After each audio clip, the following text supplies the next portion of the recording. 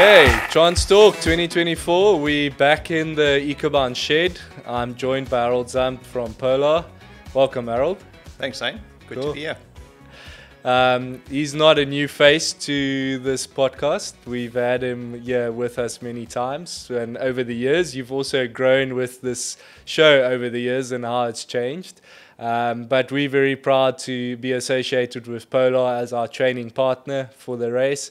And thanks for coming to share some of your insights and some of your knowledge. No, pleasure, and it's always really good to be involved with the race and be part of it and to experience the atmosphere, which is really great every year.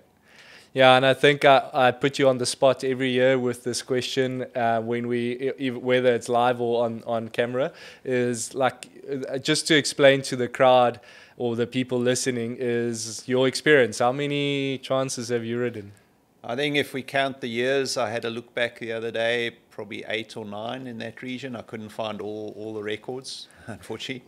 But yeah, it's quite a few. I think I know the route quite well. Definitely won't get lost. But it's just a really great experience to come back every year and just experience the atmosphere and the guys that are there for the first time to see what they experience. It's a really novel event. It's something that is definitely worthwhile preparing for, training for, and then getting down to the Eastern Western Cape to ride it. And it's also important to note that your first one was in 2004, seeing that we're celebrating the 20th year of this race, and that you were literally on the start line of the first ever Trans Baviaans, and you rode last year both events, and you're still hopefully planning to ride this year again. Yeah, no, definitely. The plan is to ride this year again, and if all goes well. Yeah, the first year, totally different experience from what it is now. Obviously, the race has matured, has changed a little bit over the years. And that first year was a big eye-opener for everyone. And I think it was so shocking to us that we didn't come back for a couple of years after that because it was a really hard experience. And I think we'll talk about that possibly at a later stage, how things have changed from that event to the way it is today. Yeah, we'll definitely dive into that in future episodes. But first, what I've done with Vickers, and seeing that I'm playing sort of host in this Trans Talk series, is I've got 10 questions that I want to ask you, and you need to fire away with the answer quite speedily. Cool. So it's to get to know Harold a bit better. So the idea is for you to answer. Cool. Wake up time. Probably about 4:30 in the morning. First thing to eat or drink? A coffee. Salt or sugar? Sugar. Tire pressure of your bicycle by hand or by measurement tool? I'm German, so it goes by measurement tool. Shimano or SRAM? Shimano. Gravel bike? Don't own one. Run? Definitely. Beer or wine? Beer. Dog or cat? Dog. Gloves or bare hands? Depends on the weather, but mostly gloves. Yeah. Cool. Well, hopefully that gives you a bit of an insight of who Harold is. Cool. So in this episode, we're going to talk training planners. Polar is our training partner, as I mentioned, and the idea is obviously in the next couple of episodes with Polar and with you is to get riders prepared for this race. And I think it's important for us to get across as Trans Baviaans is that the idea is to get as many finishes as possible in the race. We want you to get that sense of achievement, and we want riders to come and enjoy the race. And by doing that, you need to put in the work and you need to prepare. The training planners, Harold, it's something that you've been working and using for how many years? The training planners was probably developed well over 20 years ago. So it sounds like it might be outdated, but the basic principles of training still apply. You have to do the work. You have to put in the hours. And it's really just the objective here is to help you prepare, to give you some sort of guideline, especially if it's your first time. You're in for 230 odd kilometers, almost 3,000 meters of climbing. It's hopefully going to be an enjoyable day, but it's not going to be an easy day. You have to prepare physically, and the better you prepared, the more you're going to enjoy the race. So the training planners are quite simply based on duration and intensity. and obviously frequency as well. Frequency, how often you train in a week is probably the crucial part of any training plan, to be as consistent as possible, to get that consistency going 16 weeks out, 12 weeks out, whichever plan you choose, and to try and steadily build up and load the body steadily, but also allow for recovery in between, because you have to load the body and then recover and then load it again, and that's really the training principle and how you grow stronger over time. So they're really just a guideline on giving you the hours per week that you could possibly target, giving you guidelines on how long your long slow distance training session should be for the week, and really just to help you prepare. We're obviously aware that, let's say, the faster guys have their coaches, have their own training plans. That's fine, no problem at all. We're really trying to help those that are maybe more towards the middle end of the field to finish the race, and really to take that doubt out of their mind when they line up, that they've done the work to prepare for the race. So over the years, we've gained some experience what it takes to finish the race. You don't have to be doing 20 hours a week of training. You can get away with less, which is good news for most of us, because we have other things to do. So that's the whole idea behind the planners.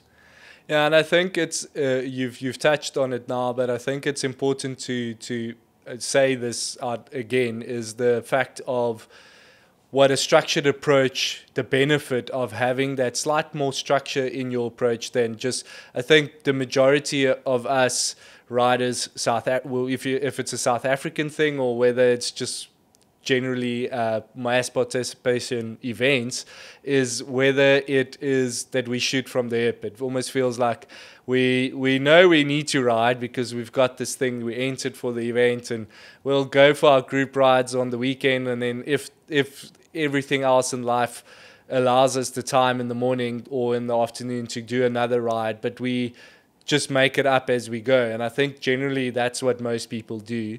But the benefits of having a structured approach, Harold, what is the highlights of having that? Well, I think the structured approach really allows you to load the body, give it a load, be it how long your ride is, how intense your ride is, and then allowing for a recovery process in between. So the planners that we have on offer are a 2-week build-up, so you'd build up over time. You know, your training hours would increase from week 1 to 2, and then the 3rd week would be a recovery week, and allowing the body to recover before you tackle the next 3-week block and build it up again, and so on closer to the event. One of the common mistakes that is typically made in training is that the event is getting closer, the panic scenario sets in, I haven't done enough, and start doing more, whereas you should actually be dropping your training volume closer to the event to allow your body a full recovery before you line up on the start line. So it's really just giving you that structure on how to build it up. For example, you're looking at a 12-week plan. You typically would build up to week 8, 9, and then start coming down in training volume to make sure that you're fully recovered. Whereas if you don't follow the structured plan, you're probably going to, the week before the race, you're still going to do your longest ride, which is not always the best idea. So it's really just a guideline along those principles. And I think what unfortunately most of us tend to do is we do the same thing every week. We do the same amount because that's the time we have. Whereas every now and then you need to back off a bit. Maybe your longer ride is not as long every 3rd week, just to give you that recovery so that you can recover. And that is unfortunately one of the neglected parts of training. Yeah, and I think we'll in future episodes delve into sleep and recovery as well, which is a really important part. But I do think that also just knowing, out of a structured approach, knowing where that bulk of training needs to be, it helps a lot. So because I've been in that situation where, okay, the event's around the corner, I haven't done the work, now I'm starting to ride. And then normally, like I always say, the only way your body can protect itself, and I think it's something you've also said before, is injury or getting ill. And that's normally then what happens. And then you go into the race actually overcooked or injured or sick. And that's worse. So it's like really just knowing where that space is where you need to do the work. And bear in mind, the event is in August, so you're doing a vast majority or most of your training through winter. Yeah. If you're in South Africa or in the Southern Hemisphere. So that is another challenge on top of it. So if you overload your system, your immune system, and compromise your immune system through too much training too quickly, you will get sick, and then you have another thing to deal with on top of that. So it is challenging, but it is a structured guideline, and for those that want to use it, very welcome to use it. Before we go into where the training planners are available and when you need to start, deadlines, there was one thing that you mentioned in the pre-chat to this episode, and that was really sung home to me, because it's always, most of our participants are family people, and they need to explain to their husbands or wives what they want to do, and kids, and the plan is to finish Trans Baviaans. But then once you've entered push the enter button, is now, okay, now the plan needs to come into play, is the fridge is a good communal sort of billboard in your household, isn't it?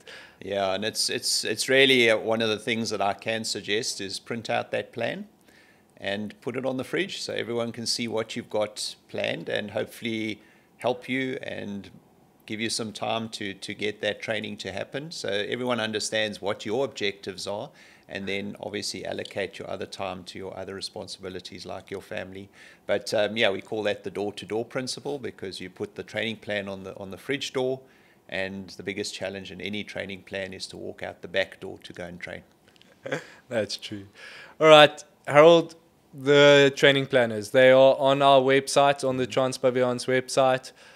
What is it? It's just a simple spreadsheet that you download, and it's an Excel format. It's simple to work. It goes through the process. You've hit the download button. Yeah. By the way, it's on two spots on our website. It's on our website under the downloads tab, and then also under training. It's also there, but it's there. Okay, walk us through the process. It's a very basic Excel spreadsheet. You choose whether you want to use the 16-week plan or the 12-week plan. If you have more time and you can start in April already, I think that date is about the 22nd of April, maybe you opt for the 16-week plan, so you get a longer build-up. Or if you're short of time and you get to May and now you need to implement a 12-week plan. So you have the choice there. And simply put in the date of the race, whether you're doing the race event or the repeat event, and then from there, the only next decision to make is how many hours you can allocate to your training on a maximum week. So that what I'm saying is, I can build up to 10 hours a week, for example, or 12 hours a week, and then you would steadily build up and start probably in the region of about 6 hours, but your peak week would all the way go up to 12 hours. So that decision of how much time you have to train is a really important one, because you've got to look at all your other commitments that you have, responsibilities that you have. You highlighted family, those sort of things. Put in a realistic number.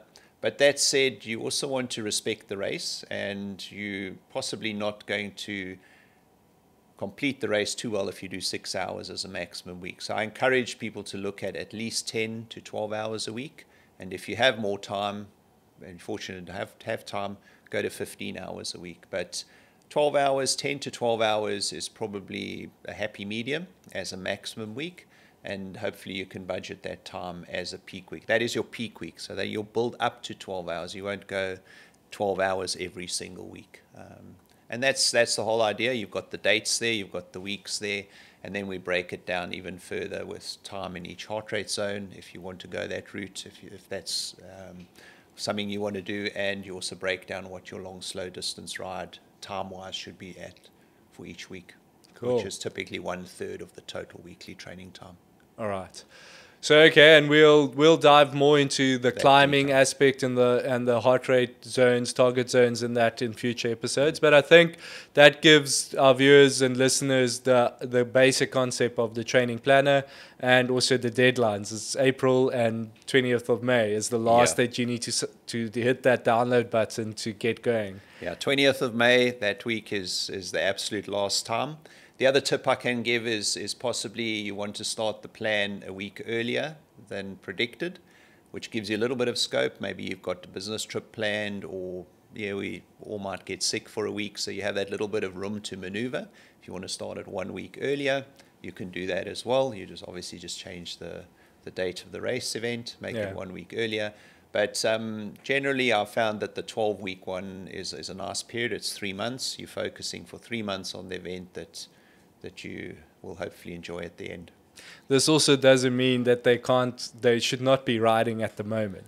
You don't want to go into 20, be a complete sitting on the couch at the moment and then go in and think you're going to be fit and ready for trans. No, for sure not. I think that the trans rider, for me, what I've experienced over the years, is someone that's on their bikes most of the year anyway. Yeah. So there is a base fitness there. This is the whole idea behind the structured training plan is just to build you up and make you even stronger coming towards the event. Cool. Well, guys, that's Harold on the first episode with Polar, where we will go through training tips and things in our future episodes of the Trans Talks in 2024. We hope you like this content, and also let us know what you would like us to answer in terms of training. And then, as the previous episodes, send us photos of your memorabilia, send us those stories, send us stories about training planners and how your training's gone. I know there's a lot of wet weather and early mornings, and especially closer to winter, a lot of lights on the roads as riders are training for Trans Baviaans. So send us those photos as well. And then the normal YouTube thing, like and subscribe, and we'll see you at the next episode. Thanks.